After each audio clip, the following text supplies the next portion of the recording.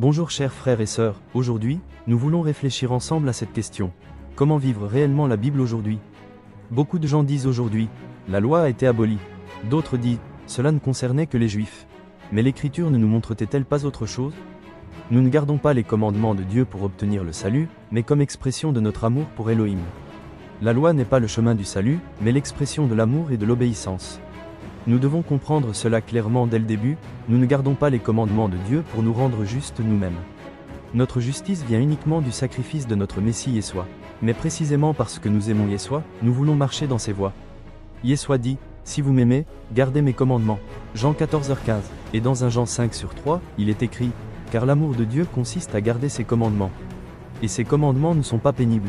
Et Romains 2 explique aussi, ce ne sont pas ceux qui écoutent la loi qui sont justes devant Dieu, mais ceux qui la mettent en pratique seront justifiés. Vous voyez donc, il ne s'agit pas de rituels extérieurs, mais d'amour et d'obéissance. Nous faisons ces choses parce que nous aimons Yeshua et parce que nous lui appartenons. Et parce que nous voulons montrer que nous sommes des enfants de la lumière.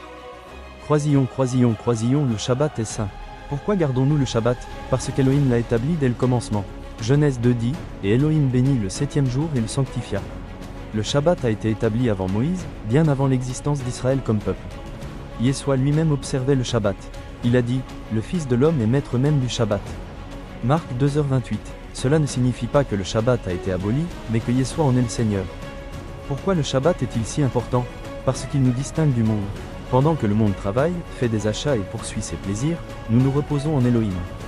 Le Shabbat est un signe de l'alliance, un rythme éternel de repos et d'adoration entre Yahweh et son peuple. Croisillons les lois alimentaires. Beaucoup de gens disent aujourd'hui, mais Pierre a vu des animaux impurs dans sa vision. Cela ne signifie-t-il pas que tout est désormais permis? Non, Pierre explique lui-même la vision. Dieu m'a montré de ne regarder aucun homme comme impur ou souillé. Acte 10h28. La vision concernait les hommes, et non l'abolition des lois alimentaires. Yeshua lui-même a dit, ne pensez pas que je sois venu abolir la loi ou les prophètes.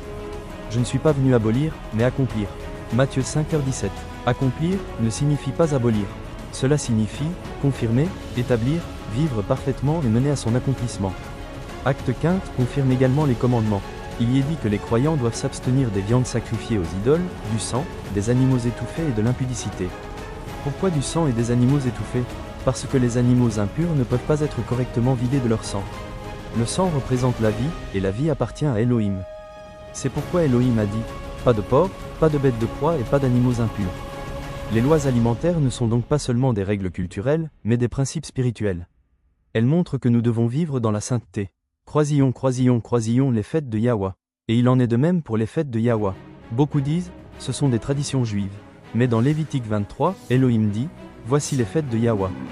Pas les fêtes des Juifs, pas les fêtes d'Israël, mais ces fêtes. Et chacune de ces fêtes annonce prophétiquement le Messie. Pessar montre le sacrifice de Yeshua. Shavuot montre l'effusion du Ruach HaKodesh. Et les fêtes d'automne à venir annoncent le retour du Messie et le royaume futur d'Elohim. Ces fêtes ne sont pas du passé. Elles montrent ce qui fut, ce qui est et ce qui viendra. Croisillons le Ruach HaKodesh. Mais comment pouvons-nous accomplir tout cela? Seuls, nous ne le pouvons pas. C'est pourquoi Elohim nous a donné le Ruach HaKodesh, le Saint-Esprit.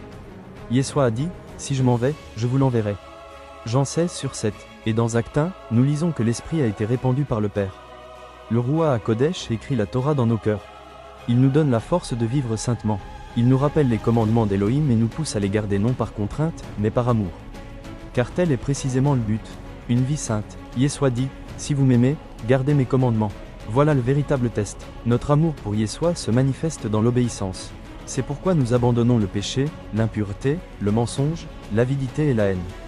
C'est pourquoi nous vivons dans la vérité, la joie et la sainteté. C'est pourquoi nous ne sommes pas comme le monde, mais mis à part pour Elohim. Voilà le véritable amour de Dieu, vivre saintement aujourd'hui, ici et maintenant. Nous gardons les commandements, nous honorons le Shabbat, nous célébrons les fêtes de Yahweh, nous vivons dans la puissance du Ruach HaKodesh. Non par légalisme, non pour mériter quelque chose, mais par amour. Amour pour Elohim, amour pour Yeshua, amour pour la vérité, car tel est précisément le but, être transformé en Yeshua. Voilà la véritable marche de disciple. Hier, aujourd'hui et pour l'éternité.